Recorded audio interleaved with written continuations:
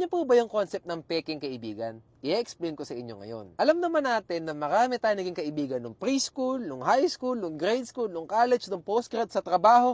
Marami po tayong naging kaibigan sa buhay. And yung iba po sa kanila, naging talaga nating matalik na kaibigan, naging barkada po talaga natin. Kaya lang, ito po ang napansin ko. Marami po sa kaibigan natin, nag-review ng story natin lagi. Nakikita yung videos natin palagi, nakikita yung mga pictures, mga posts natin palagi. Pero ano problema? Hindi nagla-like, hindi nag-react, hindi nagko-comment, hindi ka kinukumusta, wala talagang sinasabi sa'yo. Pero, matalik kayong magkaibigan before, hindi lang kayo acquaintance, talagang barkada kayo. Ano po ang opinion ko dito? Para po sa akin, red flag po yung ganyan. Kasi ang appearance chat, kaibigan nyo sila, di ba? Matalik niyang kaibigan barkada nyo nga Kaya lang yung galawan nila, galawang inggit, galawang kaaway, galawang rival. Kasi kung kaibigan mo talaga yan, at gusto ka nila, at hindi sila nag-iisip ng masama sa'yo, kahit man lang mag-heart na sa post, gagawin nila, di ba? Mag-like sa post, gagawin nila. Mag-comment na lang na ang ganda mo naman, ang pogi mo naman, gagawin po nila yan. Pero ano ginagawa nila? Galawang stalker, galawang inggit, titingnan lang yung picture mo, titingnan lang yung video mo, titingnan lang yung story mo, tapos stop na ron. Hindi man lang magko-comment, parang hindi sila masaya para sa'yo. So pag-isipan mo kung kailangan mo sila ikat o hindi. Kasi baka po kinaibigan ka nila, hindi para maging kaibigan mo talaga, hindi dahil nalulugod sila sa'yo. Baka nakikipagkaibigan sila